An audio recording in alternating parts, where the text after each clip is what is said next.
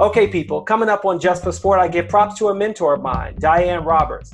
She's an Edward R. Murrow Award winner, Emmy nominated, Telly Award winner, 25 years experience in television as a sports anchor, reporter, and in news as well. We get into a lot of different topics. Of course, we talk about the civil unrest today, sports and its role in trying to continue the conversation, what she wants to see from the media and sports, and just her thoughts on what's going on today in the world. We get into her career and starting her own company, Diane's Talking, at dianestalking.com. We talk about that, what it's like to be a freelancer in this new landscape. A lot of good conversations coming up on Just for Sport in 3, 2, 1. All right, thanks, Diane, for giving me some of your time. I really appreciate it. How are you doing today? My pleasure. You know, you're one of my favorite former interns. And it's funny because I don't care how long you've been out of school and in the workforce, I still think of you as an intern, but you are so accomplished. And so I'm thrilled and honored to be on your show. Thank you very much. And okay, first and foremost, before we get into sports and anything, I cannot keep up with you with social media. You are the queen of having everything covered. You are so good at it. See, why? Funny How? you should say that.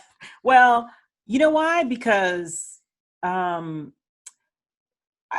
freelance. So, and I have my own business.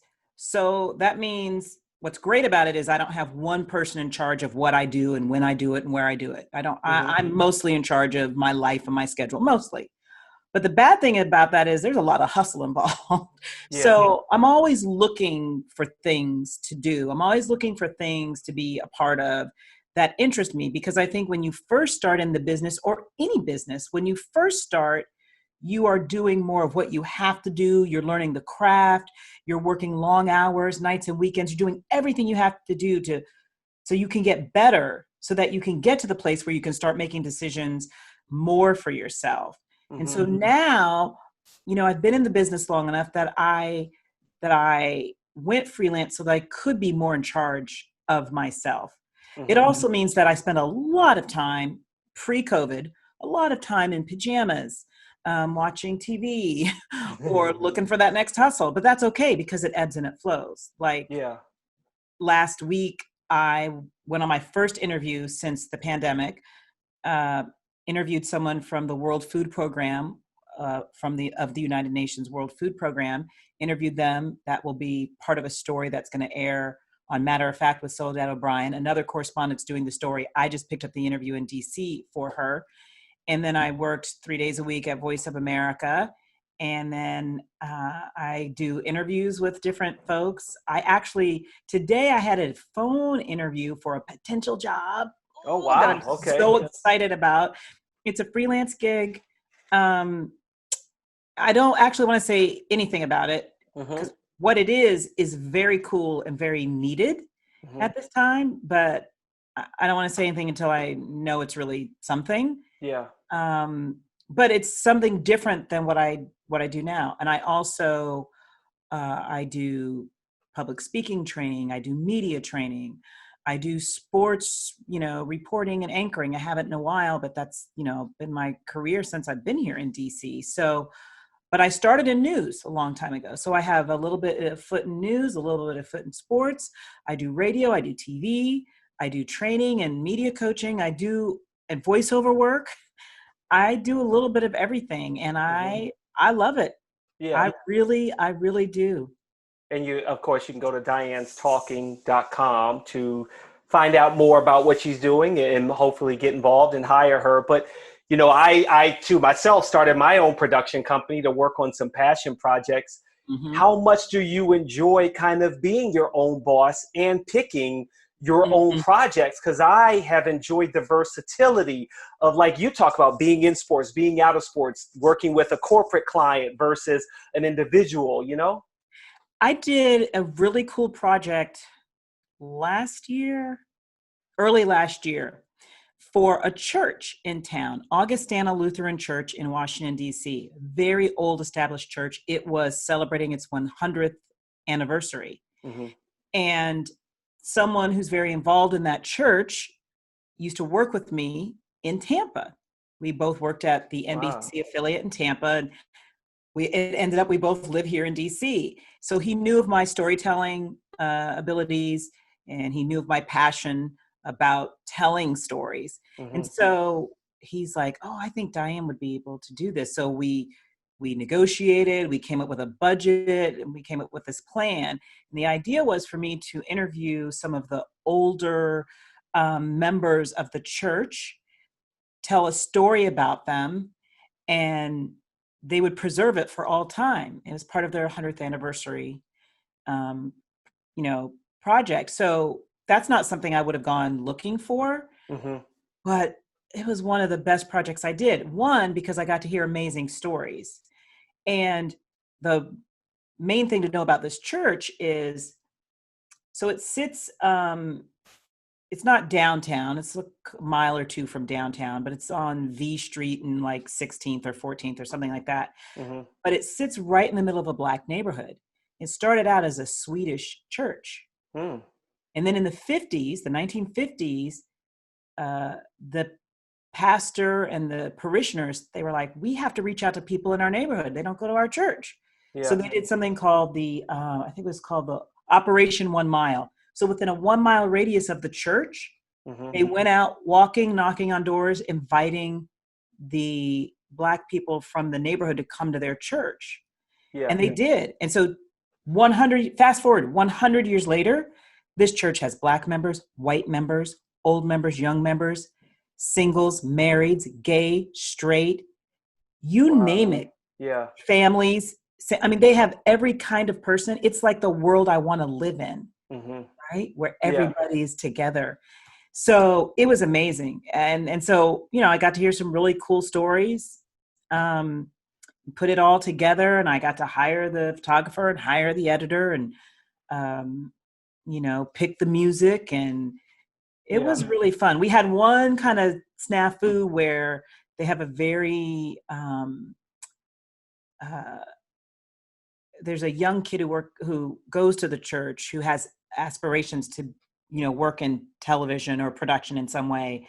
Mm-hmm. And so he's very accomplished for his age, and they thought that maybe he could edit it. And we tried it, but he's not at that level yet. So then Yeah. I ended up having to, but because I'm a professional and because I've been doing this for a long time, I was able to say, okay, well, this doesn't really meet the quality that we want to do. Mm-hmm. And then I was able to hire an editor. Plus, the young man got to see and learn. Yeah. It was sort of like an internship when you're in high school, but not really. So it was a really cool project. Yeah. And that's just not, but Yeah. that's the thing. I've done a project for this company that matches artists with the people who buy the art. Mm. So I interviewed all of the artists that were part of their collective, and we did videos for each of the artists, and their tagline was know the artist, know the art. Yeah. And their whole thing was, when you buy a piece of art, you can have direct dialogue with the artist. Mm-hmm. Either you meet them at a gallery, or you have email or phone or whatever. So you get to know them. Oh, why did you paint that? Or what were you thinking when you painted that? Or why did you? So, I hired an editor, hired a photographer. And in fact, you probably know the photographer I used, Rich Daniel. Oh, a little bit. A little He bit. was Okay. Rich Dan. Yeah. So it was really cool work. It was really cool. So Yeah. I've gotten to do a lot of cool things. And you've been, it's funny because when I found out that you're working for Voice of America, I was like, well, now she's worldwide. Who knows who's listening to you? The Voice of America. You could be anywhere in the world, and somebody says, I recognize your voice. Why did you take that opportunity? What has it been like, working for Voice of America? So I am a news update anchor for Voice of America Radio. They do radio and TV. It broadcasts, so Voice of America broadcasts, and I should have looked this up. I believe it's 45 languages around the world, 40 or 45 languages around the world. And you can speak all of them, right? No. and their biggest client for radio anyway is Africa, the continent of Africa, where more people listen than anywhere else. And so I just find it fascinating. So I post a lot on Instagram, Diane's dot talking on Instagram and Twitter and my professional Facebook, Diane's talking. But I'm always posting like, hey, it's the beginning of my day, broadcasting worldwide. And then after I'm done posting it, I'm like, I'm broadcasting worldwide. Worldwide. It's crazy. Mm-hmm. I like it. I have one of the best bosses I've ever had in broadcasting. I love that it's something very different than the local news background I started in, than the local sports background, or even the global sports background, having worked at SiriusXM Sports. It's different because I have to think about not just what's making news in Washington, D.C. or in the United States of America, but the world. Yeah. What's happening with, in France, in Great Britain, in South Africa, in Australia. I mean, it's crazy. And so right now it's a little disheartening because the hardest thing, not hard, the saddest thing, most disheartening thing, one of that I have to do is I'm reading COVID-19 numbers every hour. How many people have died, how many people are infected with confirmed cases, and been watching which countries have, of course, the United States of America has the most infections and the most deaths, but to watch Brazil has just risen up the ranks and they're now number 2. It's mind-boggling. So those kinds of things I would not have been in tune to in my sports life. Yeah.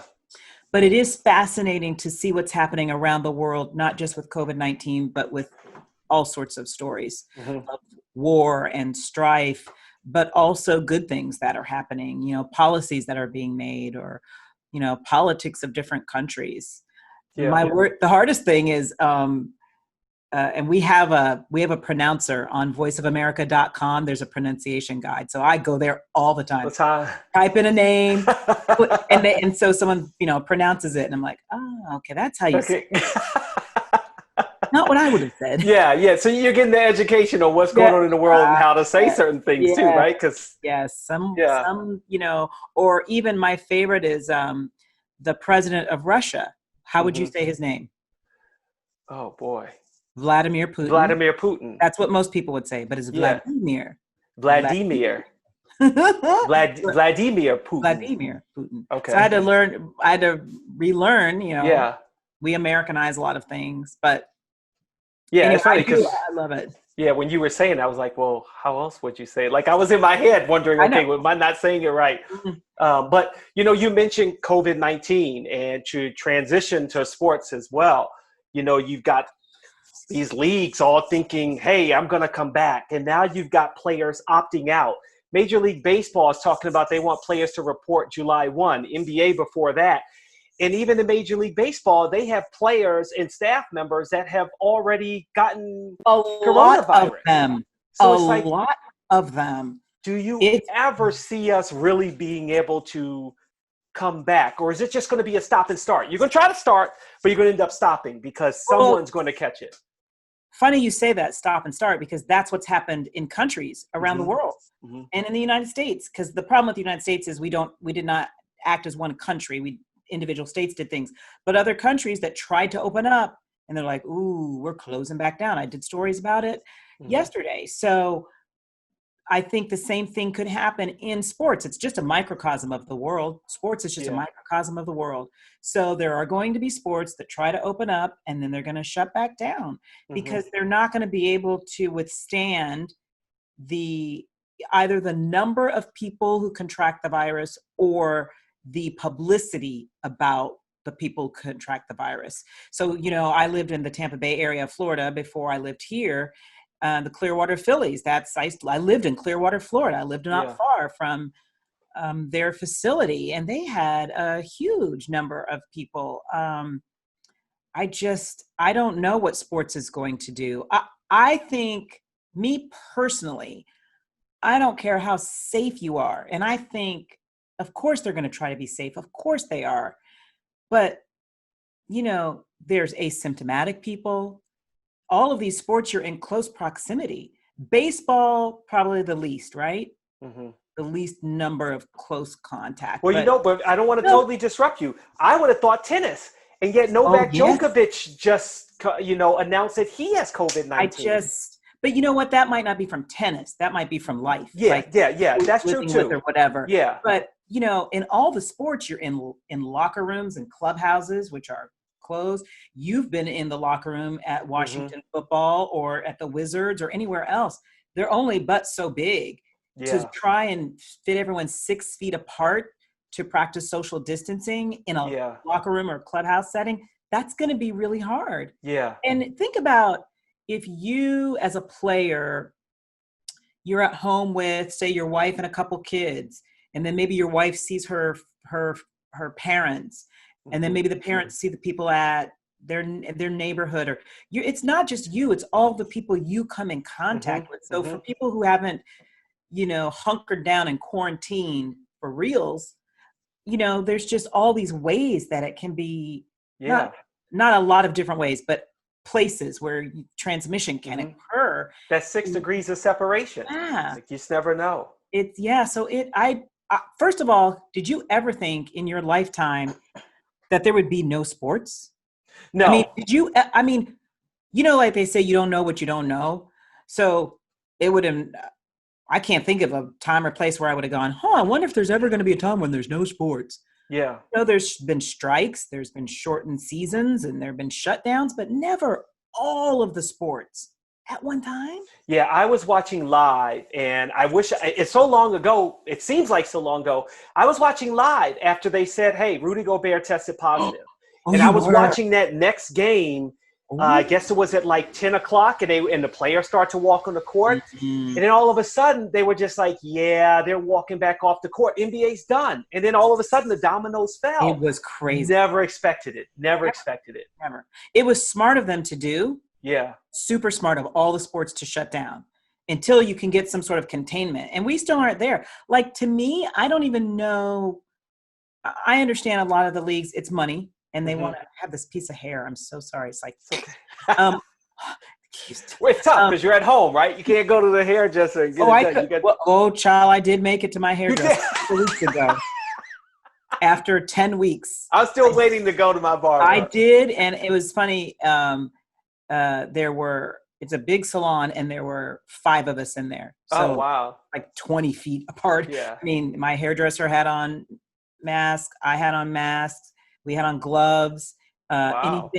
Anywhere I moved or touched, there the 5th person. So there was 2 clients and 2 hairdressers, and Hmm. the 5th person had the spray and the disinfecting Oh, spray and a wow. rag, and was Yeah. wiping Yeah. everything down. So I felt very comfortable. But I didn't take Metro. I drove my Yeah. car Yeah. because I didn't want to be exposed to a lot of people. Hmm. Hmm. 5 people in a salon, Yeah. doable in a big when you're Yeah. apart. Now I forgot what I was saying. Well, so we were talking about the transmission of the Right. coronavirus and then how it shut down sports. No one expected it to ever Yeah. be shut down. I just can't even. I can't. To me, I don't know how we get back to the business of sports until there's a vaccine or Hmm. very reliable treatment. Hmm. Now I know the owners want to get back to work because they want to make their money. The Yeah. players want to play, Hmm. but they don't want to play and be exposed. Yeah. No, and No. the thing is, obviously, like you mentioned, I used to work for the Wizards, and my colleagues, they're like, "Hey, we don't know what's gonna happen here," and everybody's worried about their job. And the thing that I forget sometimes is we think of sports as like, oh, they're playing a sport, but it's like, but no, that's their job. Their job. I'm doing my job. You're doing your job. Everybody's going to work. The nurses and the doctors, first responders, they're all still working. And as much as it is a sport and for fun, that's still a job, and they get paid to do it. So it's a catch-22 about whether they should return. Although, here's what I would say to that. Mm-hmm. Outside of first responders and essential workers, everybody else is at home. Mm-hmm. Yeah. We're all at home. I'm lucky that I get to broadcast from my home office Yeah. to the world. Yeah. At Voice of America, they were able to rig a setup for all of the update anchors, and we all do our live broadcast from home. We started, in fact, this is so interesting. So when they made the decision to shut down the Cohen building downtown, which is where Voice of America is located, and everyone got to go home, we did our newscast are 5 minutes, top of the hour, for 5 minutes straight. And we would do them on our phone. So when we first made the transition, that's how we would call into the studio, literally calling into the studio where we normally sat. We would call in, it would technically connect, and we would just talk on our phone. And then they were able to do something else. And I have a professional mic because I do voiceover work. And then they gave me a mic, and they use Microsoft Teams. And so then we were able to do it through Microsoft Teams. So then it started to sound better. Yeah. But you don't have the reports, the reporter stories, or the what we call sound bites or actualities of things that are happening. We don't have those. So then we figured out a way to do that. So it's been this really cool sort of transition from how work works.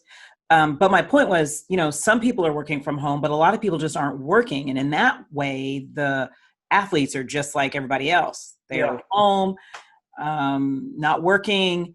It's funny because I think it's hard because I'm a sports reporter, but I'm also a sports fan, and I'm also a regular person. So sometimes I get so mad at the athletes about how much money they want to make to go back to work. And then I'm like, but it is their job and they do have a contract. But then I'm like, but look at all these other people who make a fraction of what these professional athletes make, and they're making nothing. Yeah. So it's so hard I don't know what to think.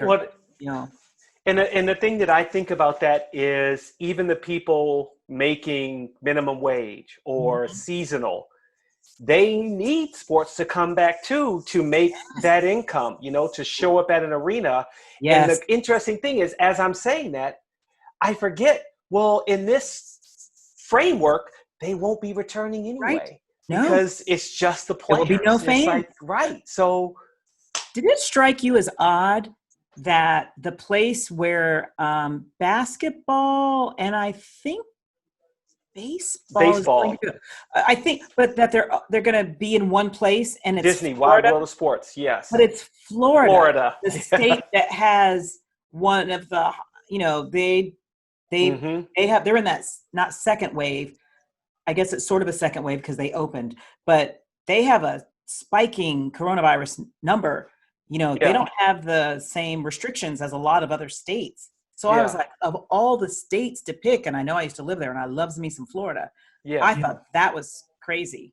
Like of all the places, not where it's loose. All the restrictions are loose in Florida. Yeah, that's not where I want to start.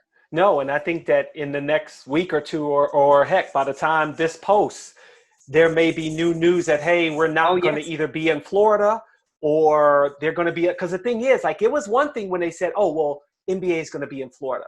But then to say baseball is going to be there and they're going to be in the same complex, sort of, like, no, like now we're talking about two leagues being in the vicinity of each other.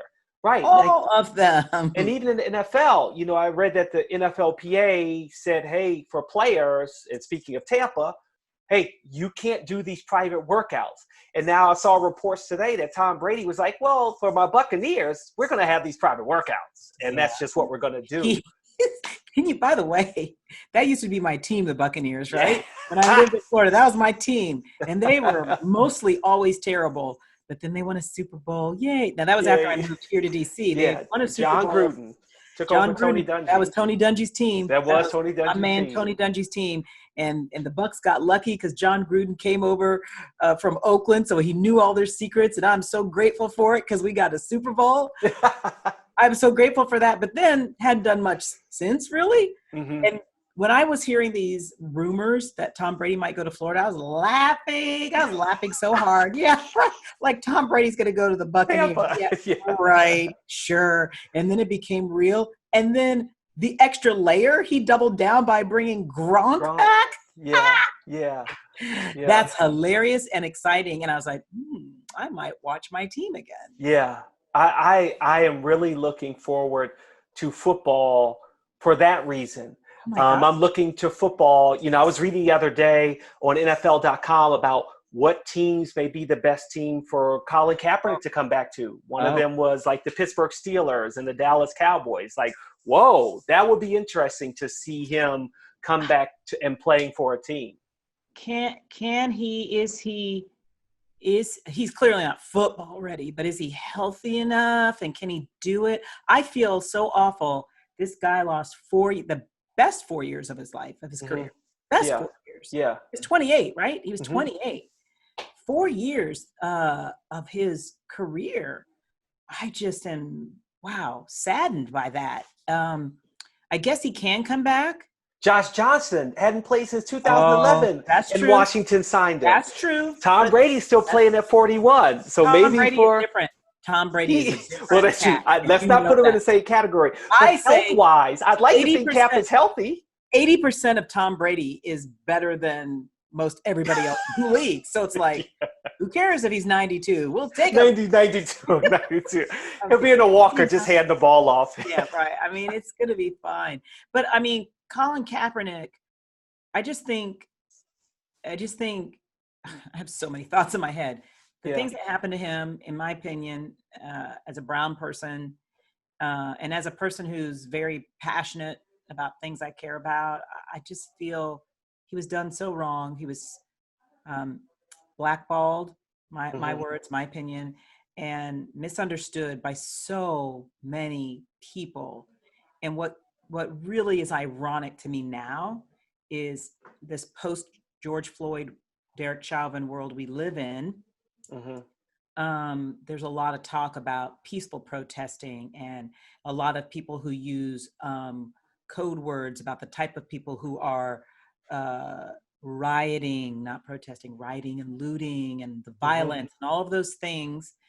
And why can't you just peacefully protest? Well, Colin Kaepernick tried to peacefully protest about the very thing that these riots and these protests, why they're going on in this country and around the world. That's what he was kneeling about, and peacefully. And he actually, had a conversation with a Green Beret, with a military person, so he could do it right and properly and with respect. And so I hate that he did all of that. And it's sort of like full circle, like, well, now, we don't like that violent stuff. We want the peaceful stuff, but not the kneeling. Well, it's like, oh, yeah. It's hard. We live in troubling times. We're at a very pivotal inflection point in our culture. And I find that sports is at the forefront because now it seems like, what other career can you think of if you look at Maya Moore, Natasha Cloud? Natasha Cloud. I am not going to defend my WNBA championship with the Washington Mystics to try to affect change, social justice. Right? Right. That's like a new age. And Colin Kaepernick, for better or for worse, that's what he wanted to do and still be able to play football. And he was not able to do it. They would not allow it. And even now, there are still people who, it hurts my heart, who still want to make it about the flag or the military or the national anthem. It's about racial inequality. It's about police brutality. That's what it's about. And so, dang, we have to get more of that. We have to fix that. We have to figure that out. I don't know if we can as a country or as a society. I don't know if we can. I mean, you're brown too. We've seen a lot of things in our lives. So we'll see. I do feel a little bit hopeful, but, Rodney King got beat up pretty bad, and those officers were acquitted, and not much changed. A little bit changed, but not a lot. Yeah. Changed, So you didn't ask me. I just said it. No, but that makes it really difficult because how do you protest? Colin Kaepernick did it on the biggest stage and at the time where everybody is still. and you can see him kneeling. But even when you talk about more recently, the NBA coming back, right? Mm-hmm. The players are trying to decide what will they do. NFL saying, well, we'll all kneel. Yep. But would it be just as effective if after every game or before every game, you talked about it? And in your post-game press conference, you said, hey, before we talk about that, I've got something else that I want to say. Here's what we've done. We've given money to whatever, training of law enforcement or Citizens Brigade meeting with, law enforcement or whatever. I totally 100% agree with that. But I do disagree with you on one thing. Okay. Colin Kaepernick, he did it for 3 games before anybody knew what he was doing. Yeah. So, I mean, everyone says big stage, he drew a lot of attention to it. He really didn't. He quietly knelt. Nobody even noticed till the 3rd game. Yeah. Then it became a big thing. Flashpoint. Yeah. And then other players started kneeling. And so, yeah. And shifting a little bit to that civil unrest, being in DC, it's in some ways the epicenter with the president being there. And even last night they were trying to take down Andrew Jackson's statue in Lafayette Square. I know. What has it been like for you? Kind of going back to Voice of America, but just in general, just seeing it happen before your eyes and trying to find the best way to have difficult conversations, protests, and get on the other side of this where we understand where each other is coming from. Everybody's opinion, they want to be heard. Funny you said difficult conversations, because that is the thing that I've been saying to so many of my, I have to say white friends, because they're the ones who are reaching out to me. So many of my white friends, I'm saying, you have to have the difficult conversation. People are like, well, what if I say the wrong thing? And it's like, saying something is better than saying nothing. And when you say nothing, that says a lot. Yeah. Like I one of my favorite phrases is that silence is deafening. And it's true. If you don't speak up about something really important, that says a lot. I have a story that I say story, meaning not a television story that I did, but something that happened to me and another person. And so I ended up making a little video about it. And as soon as I'm done with you, I'm going to go post it on Twitter at Diane's Talking. There you go. And I'm always learning. I should take notes. I should take notes on how to push my content out. So I spoke with, there's a former television reporter and anchor from Washington, D.C. named Deborah Alfarone. She now consults young broadcasters up and coming in the business. She brings veterans in to come in and speak with her mentees. And I did a week or so ago, I spoke with some of her mentees. And so when she booked me, much like I think you booked me since this, of course. But when she booked me, it was before George Floyd. But by the time I spoke with her mentees, it was after George Floyd. So a lot of our conversations, surrounded race and how to talk about race in the newsroom and how to cover race-related topics and how to cover protesting and all these different things. And when you're young, I don't know, remember back to when you were younger and you're in a newsroom and you want to be careful about what you say and what you do because you want to fit in and you want to do and say the right thing. And so I was saying to them, guys, you have to, this one girl asked, she goes, but I'm afraid I'm going to say the wrong thing. I was like, I'm sorry, try being Black. We're uncomfortable all the time and you have to do the uncomfortable work. You have to start the dialogue. You just have to, otherwise things don't change. So fast forward a week, which would have been last week, she texted me and said, well, I did what you suggested and it went over great. And my news director praised me and I talked, we started dialogue in our newsroom and we've had meetings and I just want to thank you so much. Well, I was tearing up because that's what we want. We want dialogue, right? Because you can't hate somebody who you're having conversations with, you're having lunch with or dinner with or sharing a newsroom with if you have dialogue. So I was so pleased. So I just finished that video. I put some pictures and added some music and but that's what you want. You want, okay, here's the problem, here's the suggestion, here's the action, and here's the reaction. And that's so I want that to be replicated in newsrooms around the world and newsrooms around the country, and then just in neighborhoods and offices around the country. We have to start talking with each other. And I mentioned last week I did an interview with the person I interviewed was David Beasley, who's the executive director of the World Food Program of the UN. He's a former governor of South Carolina. And he's the governor who brought down the Confederate flag off of the Capitol, which was a big moment in South Carolina. And he didn't get rid of it. He took it off the Capitol building and put it on the grounds. And that man was not reelected. He was not reelected. That's how strongly they feel about the Confederate flag in the South. And so this is the same man who, after Dylan Roof shot and killed 9 parishioners in that church in Charleston, South Carolina, he's past being governor now.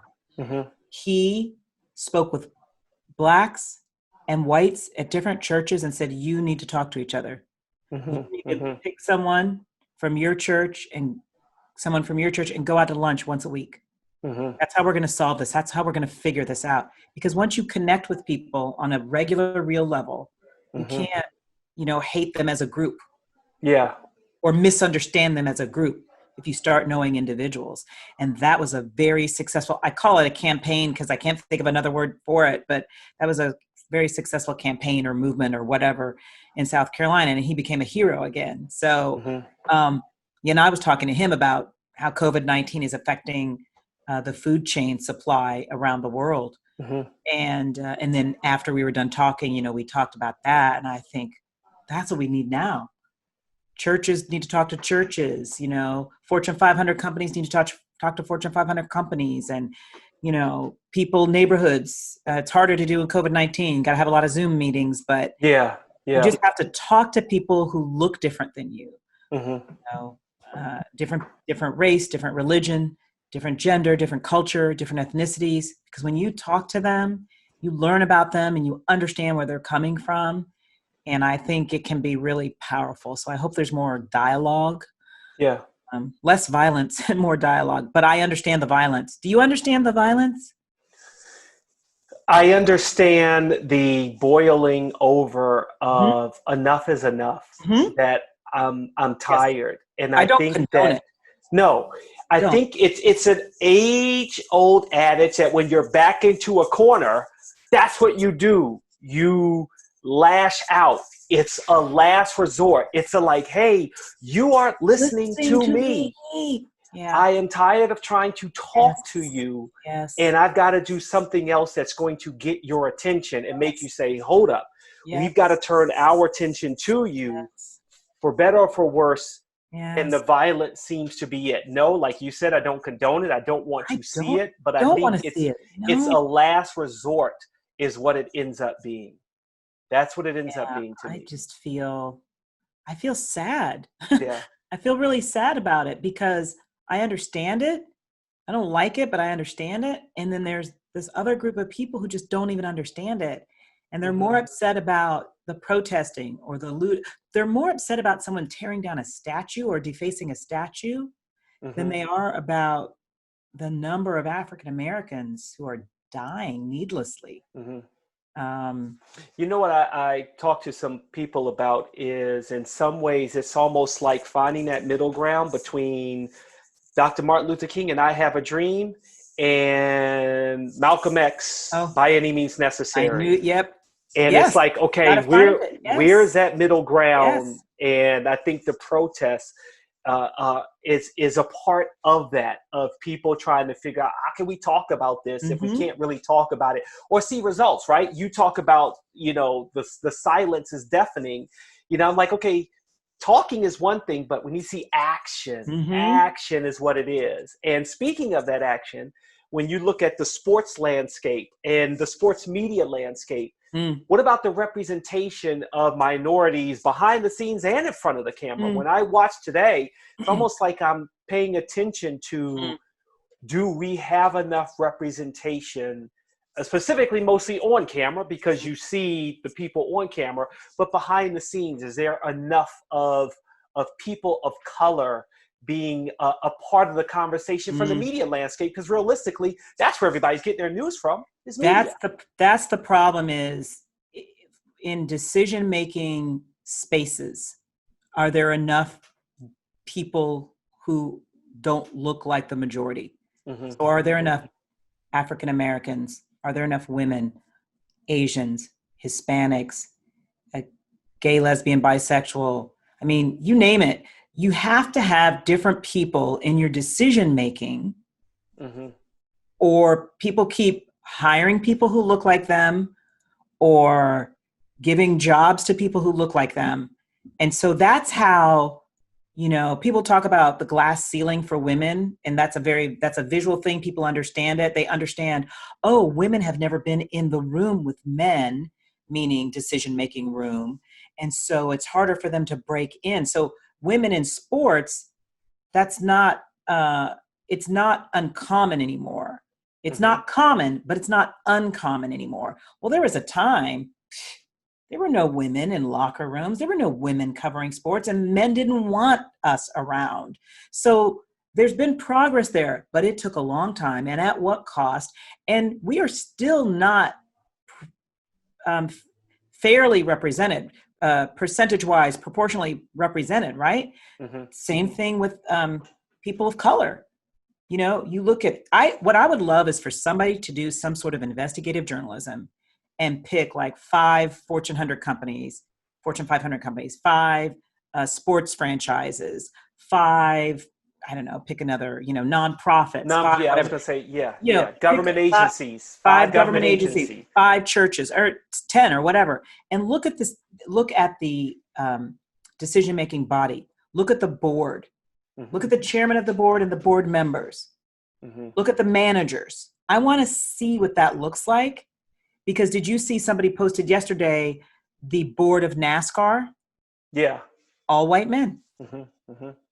And so when you're all white men talking about the Confederate flag or diversity, even when you are compassionate and caring and passionate and woke and all of those other things, you still haven't lived the life. So you need that perspective in the room. Mm-hmm. It's like in sports and coaching. Not enough African-American coaches or general managers. I mean, they're just not. And why is that? Because the people who are doing the hiring are the white men, and they hire people who look like them. They're buddies, the good old boy network. It's not always malicious. It's just, oh, I worked with Joe over here. I'm going to hire Joe. Okay, no, how about you why don't you interview 5, 10 people? Mm-hmm. That's why I love talking about the Mike Tomlin hire. The Rooney Rule worked with Mike Tomlin, hasn't worked since. Yeah. But it worked with Mike Tomlin because they were going to hire somebody else, and I forgot who they were thinking about. But they interviewed him, and he blew them away. And delivered Super Bowls, right? Yeah. And delivered Super Bowls. Right. Yeah. So the Rooney Rule can work, and that can be replicated in other sports franchises and other businesses and nonprofits. Nonprofits, you probably see a lot more people of color on the boards, probably. But I'd like to see some examples. Yeah. And I know, here's what's funny. It used to be hard for me to talk about these things in a public forum. I would have these conversations with my friends, no problem. It used to be hard for me to talk about this in the public forum because I was afraid of what white people might think about me. Like, she doesn't like white people, or whatever the thought in my head would be about me talking about race. But the reason I talk about it now so openly ever since the George Floyd situation is because, like you said, we're at a crossroads. We're having a moment. Mm-hmm. And I was talking to someone on the phone today about a potential job, and that's the word she used. We're in a moment. Mm-hmm. And we have to do something. And so I hope we do something. I do too. I hope we do something. And it's not, so my talking out and speaking out is not in any way, shape, or form against white people. It is me hoping to impart some information so that white people can understand sometimes the way people of color are thinking or feeling in this crazy society. We all have stories. Yeah, we do. And I hope that even if we can't have someone watching this can hear it and understand the conversation, even if they're not actually talking to us, maybe it helps educate them. Yeah, just a little bit. That's my, I on my personal Facebook page, and I went to high school in Georgia. Mm-hmm. My dad was in the Air Force, Korea Air Force, and I was an Air Force brat for most of my years until he retired in a small town in Georgia, about an hour and a half south of Atlanta. Warner Robins, Georgia. And so I have a lot of people who are former or who are classmates of mine who think differently than I do, very strongly, a lot of them. And so I have been speaking out on my personal Facebook page and posting some, articles that I've seen. Hopefully that would be helpful. One is like 70 things white people can do. I forgot the rest of the headline. 70 things white people can do, like to actually do something about, some of the racial problems we're having. And so I just poured out everything I was thinking and feeling. It was a really long post, not like me. And then I attached that. And so a classmate of mine who is a white man and thinks differently about me, about everything, politics, everything. But he's such a good person, right? Mm-hmm. And I don't think he would ever call himself racist. But his thoughts and views are just different.